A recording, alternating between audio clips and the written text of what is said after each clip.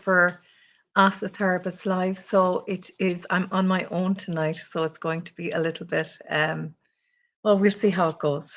So just maybe give me a like, let me know that you're here. It would be great. I see we have Mary, Tom. Lovely to see you, Tom. Um, Lorna, Fiona McGuire. Great. So that's lovely. So we are on Instagram, LinkedIn, Facebook, and YouTube. That's my hope at the minute. So I'm going to start. So tonight, I suppose I'm going to give you just a bit of a roundup on what went on during the week for me. So I was a guest on two podcasts this week. Really great podcasts. So the first one was with she's actually a colleague of mine. She works on counselling online. The very famous Caroline McGuigan from Caroline's Corner. That's the name of her podcast. And we had a really lovely, deep conversation, and we touched on all sorts of things, and it was really enjoyable. I suppose it was probably the first podcast where you got to see maybe a bit more of me. Um, so that was lovely. And then I was on a podcast with Louise MacDonald. So it is the Social Media Takeaway podcast. And again, a really lovely podcast, just talking about, I suppose, all things mental health, a little bit about myself. So that was lovely. So I really love being a guest on podcasts and answering any questions that might come along. So tonight, I thought that I would talk to you a bit about EAP. So for anybody that's working or owns a company, EAP is an employee assist program, and a counselling online. I suppose that is another way in which we can reach people, and we do that in a very intimate kind of way. There are lots of companies offering EAPs to businesses. But with counselling online, you get a very personable approach. We're very, I suppose we make contact ourselves with each employee. We tailor make whatever webinar that they feel that their employees may need, whether it is to do with addiction, workplace stress, um, lots of different issues. So each company has their own different issues going on, just like we ourselves do. Within a company, it's a bit like a family, and there's lots of stuff, and it's really great to see companies come on board and give this offering to their employees. We really feel that it's the employers are really letting the employees know that they care. So that's really good, and we are delighted to be working with some lovely companies, and to look forward to working with more. Small to medium companies are really ideal for us, and with that, it gives the employee choice. And if they have any questions at all, they're very free to email us, and we will answer them for them. So that's about the EAP work that we're doing. So counselling online has, I suppose, quite a lot of different things, and really exciting. I suppose that the online group work is going to be beginning in May. So we have Lynn and Neve, and they're going to be doing a group with people who are struggling with eating. So it's a group specifically for people who struggle, whether it's anorexia, bulimia, overeating, binge eating, whatever it is that they're struggling with.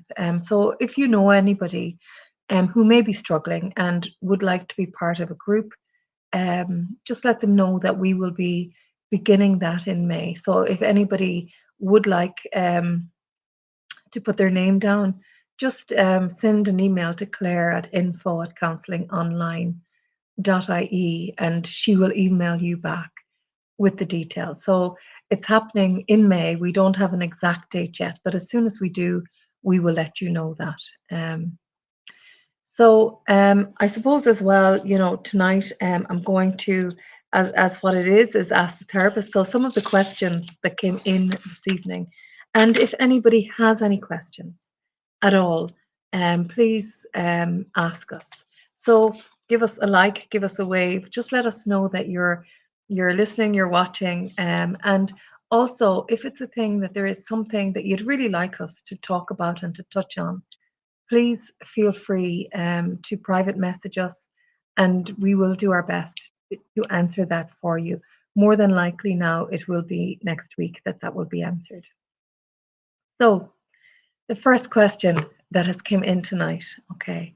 So, I feel my relationship is struggling. How can we improve communication? So, sometimes when we feel something is happening, it actually is happening. And I suppose, I always say, we have to look at what's my part in the struggle. So what part am I playing in the breakdown of my relationship? Because, there's always that saying that we're pointing the finger, well, he did this or she did this or he said that. But actually, and you've probably heard it before, there's always three fingers pointing back, right back at you. So I cannot change anybody else, but I can begin to change myself. So it's looking at, okay, so what can I do different to improve my relationship? So one of the really great ways, and I use it a lot in couples work, is it's called the Imago dialogue, and it's very, very simple. Um, there is no point talking to somebody when they're irate or they've been just stressed to 90. So it is that you have to choose your time, and you choose your time and you say to them, look, I just would really like to talk about us, and ask them when might be a good time for you that we can sit down, just the two of us, nobody else around, and begin to talk about what's going on.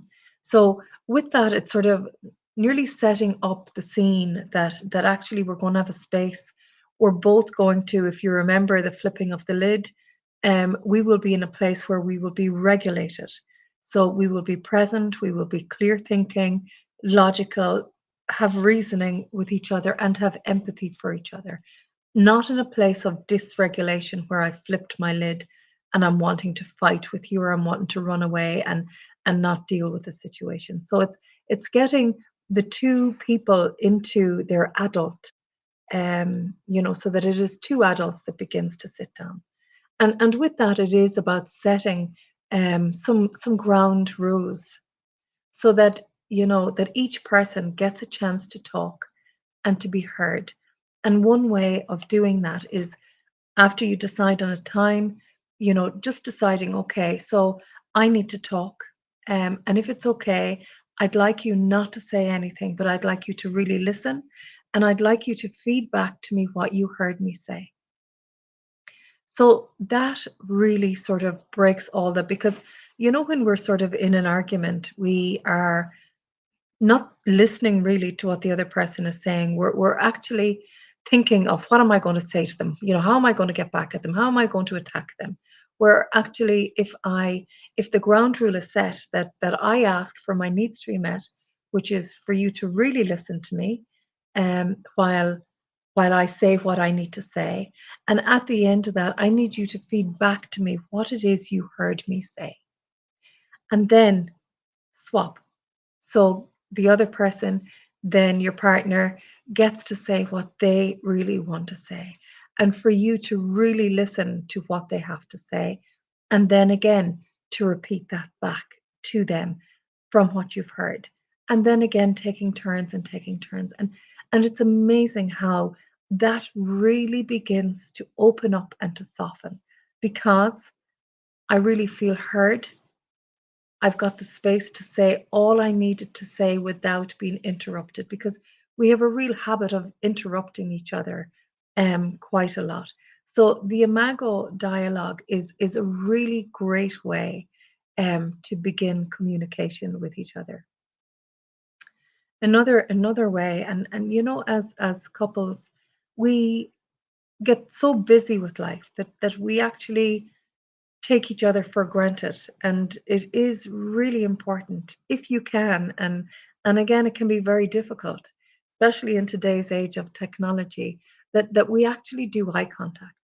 So what I would suggest to couples as well is that they just look into each other's eyes for 1 minute, that they really see each other and see into each other's eyes, and that can be a really intimate experience, and a very fruitful experience, just to practice that, maybe 1 minute a day, and just see how that goes.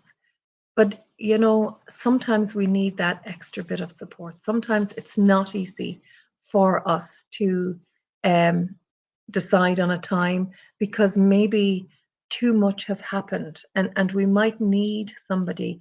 And that's why it's really, really important, because a relationship is, there's so much in a relationship, and for lots of people, there may be children or grandchildren as a result of this relationship, and it's really sad to see that relationship go where maybe it could be salvaged. And that's where, going to a couples therapist can be really beneficial. So I would urge this person, if it is a thing that you can't maybe do the first step that I said, the imago dialogue, or the second step of the eye contact, that actually you make contact with us, and one of our therapists would gladly work with you. So that's the question on relationships. So there's a question came in: is there a right way to grieve? And I suppose, everybody, we go through life and we all have different grieving things to grieve about that has gone on in our life. I suppose the biggest one is the loss of somebody that we love. Um, but there are other griefs that happen. There's breakdown in relationship. There is maybe the losing of a job, the moving house. There's so many different types of grief that goes on for us. So everybody is so different, um, and you could have a family and they have lost somebody, and each person deals with it so differently, and there is nothing wrong with that. But what happens is sometimes we can become judgmental, and we think that they should be behaving a certain way. And I suppose the biggest thing that I can say to people is, come home to yourself, really be with what is there, and accept it as it is. So if it's sadness, just lean into the sadness, really lean into that sadness. If it's anger, be in the anger. So again, what we try is we try and push away, and what happens then, it can get complicated, because we may start drinking, we may start shopping, we may start arguments with our family. So, it can lead to all sorts of problems. So what I would say is, whatever is there, allow it to be just as it is. Don't change it. Um, because every breath is a breath through that, and that will come and be really, really strong, and it will begin to abate, but it will come back again, and it will be really strong, and it will abate. And it's a bit like these waves coming crashing. And when somebody that we love dies, it seems like we are submerged and overwhelmed with this constant crashing of emotion that's coming for us. And then over time, we will begin to see that there's a rise and fall in it, and a rise and fall. And can I be in the rise and the fall of it, and allow it to be as it is. um for some of us, we can be hard on ourselves for maybe feeling some joy in the midst of grief, and again, that's there. Allow it to be there, because we can be really hard on ourselves, and we have enough going on with what has happened in our life, without adding um, more to it. So it's really important that we accept our grief as it is, and can we really accept other people's grief for them as it is for them, without us wanting to change them or fix them. They are where they are, and that is their right, to be as they are. So that is the question on grief. I'm getting through these questions quite quickly. But I'm going to go. So I have another two questions. So, what are the first steps to take to find out if I have an addiction? Okay, so I suppose with that question, really the answer more than likely is there. So if I'm thinking I have an addiction, there's something not okay with whatever behavior it is. This person hasn't said whether it's drinking, whether it's gambling, um, whether it is internet addiction. So my thinking is if I think I have a problem, well then maybe I do. So one of the first steps in addiction is sort of that admission that actually, do you know what? I think I have a problem, or if I'm not careful, I'm going to get into bother with this. And I think that that is a really great time, and it takes great courage to reach out um, to somebody, let them know that this is what's going on for me, and finding the supports that you need. So if it is alcohol addiction, maybe Alcoholics Anonymous. Um, for gamblers, the same, Gamblers Anonymous, drugs, Anonymous. So there are lots of supports out there. If it is a thing that you feel that you need the guidance of a therapist to support you as you begin that journey, then do that, or if you have a close friend, it could be a really close friend that could be a great support to you, because we all need support. We all need that support to help us move these steps towards healing. And these steps may not be easy for some people. And it is about, the wider my network of supports are, the better the success is for me in that. So um, looking at, some people may not think they have a problem with an addiction.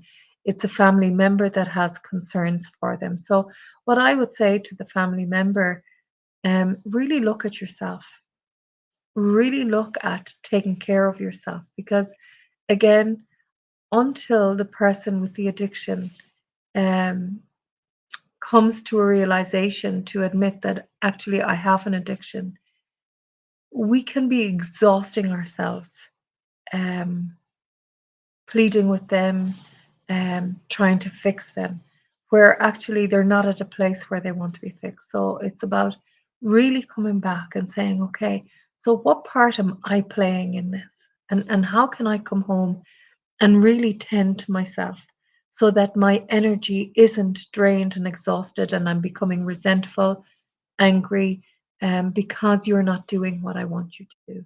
So again, be very gentle, whether it is you that has the addiction or whether you are in a family where there is addiction. Really tend to yourself, get support for you. I would really encourage that, because when there is, it's the same as anything. When there is dis-ease in the house, whether it is cancer, whether it is addiction, whether it is depression, chronic anxiety, it actually affects every single member in the family. So it really is about self-care, because I can't really change the other person, but I can change me. So look after your eating, your exercise, go out for a walk it off, see that you're getting enough sleep, seeing that you have somebody yourself that you can talk to. Again, really, really important when we're dealing with addiction or dealing with anything, really, that we all need support, and there's no two ways about it. Everybody needs support. So I hope that answers that question. So we're on to the final question, and we're only 20 minutes in, so it might be a short Ask the Therapist tonight, but that's okay. Um, so this one is I am stressed at work, and I think it's affecting my physical health. Can that happen? So I would have to say absolutely it can happen, and I'd say anybody listening here knows that it can happen. So when we are feeling stress at work, it has to impact on us because when you're stressed, your body tightens up. So when your body is tightening up, I suppose one of the signals of stress really can be headaches. So I'm tightened up here. So if you can see, I'm all tightened up here. So that tightens up into my neck, and I get head strain, and it's really hard. And that can be a real sign that actually I have to de-stress and get my shoulders down. So how do I do that? So again, when we're stressed, we can be dealing a lot in anxiety. We're catastrophizing, we're running and rushing, and we're going back over stuff. So there's maybe a bit of ruminating of something I did, and I get fixated back there. So I'm sort of pulling myself into depression when I'm getting stuck back there with stuff I should have done and I could have done and whatever. Or I'm in the future and I'm catastrophizing. And when I'm in the future, I'm really in a state of anxiety. So neither of these places are healthy. Now, we need a bit of each. If we didn't have a bit of stress, we wouldn't even get up in the morning. So that activates us. So we need a little bit of stress in our lives, and we need a little bit of calm. Okay? But when it goes on the extreme and it goes down low, that's when we're in trouble. So it's again, I always say we're in trouble, but also it's the gift of the body. So if I'm feeling stress, I'm anxious, I'm depressed. That is the wise body saying to you, listen to me. So it's screaming at you to take notice. And the thing is, if I don't take notice, it will scream louder. And the way it screams louder with dis-ease in the body is that actually it can affect our heart. We can become very sick with our digestion, irritable bowel syndrome, fibromyalgia, in our bodies, all sore, inflammation, um, all sorts of stuff can happen to us when we allow it to go too far, that we don't take the beginning signals of actually a bit of panic. So just to tell you, a panic attack or a panic is when the amygdala, which is in here in the middle of the brain, starts firing off. And it's firing, I call it the fire alarm system in the house, and it's firing away until there. And when I don't listen to it, the there is really around being sick.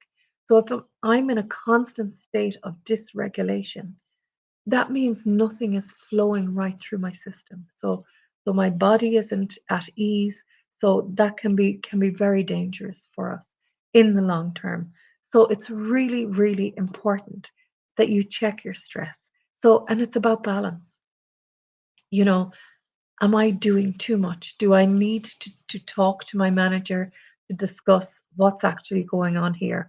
Or is a lot of what I'm doing stressing but not working? I'm doing so much flapping about all I have to do that actually I'm not doing.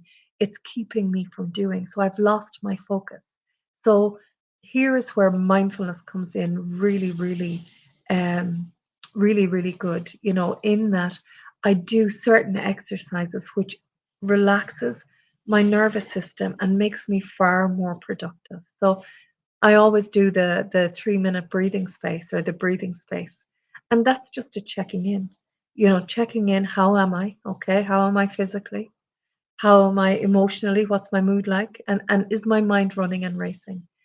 And then I take a few breaths and ground myself and I recheck.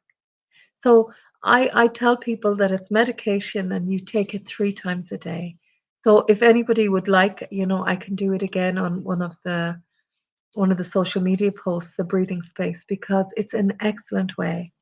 Um, I said to you, I call it medication. I tell people to take it 3 times a day. And I always say, if you don't have time to take it 3 times, take it 5 times a day. And that really helps us. Um, even when, things like if I need to go to the loo, do I hold off from going to the loo, or do I tend to myself and go? So that's about self care and looking after self. And when I start to do that, the body begins to trust me because really, I suppose as a human race, really, we begin life very mindful as babies, but life chips away at us, and we start nearly to attack ourselves.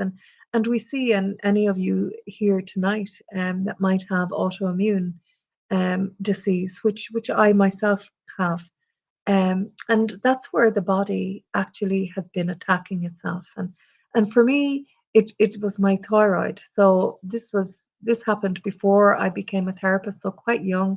And I really remember being so angry um, that I hadn't looked after me. So the thyroid is the throat, which is about our voice. So not saying what I needed to say when I needed to say it. And it ended up in dis-ease for me, which is a lifelong sentence, which I've came to accept. But again, it's these things, listening to the body. The body is talking to us, the body is screaming at us, and we need to take note of that. So I hope that answers the question around stress. So um, take a breath, check how am I. It's really important. Structure your day, because again, we feel safer when there's structure. Maybe write lists and tick off. And if I feel it's too much, speak to my manager. That's what they're there for. And I suppose coming back again to the EAP, if your company offers that service, or even tell them um, about the service, that the EAP, and that's looking after our emotional health. We have health and safety within our companies. It's really important that we have emotional safety as well. Okay, so I think that's really it for tonight.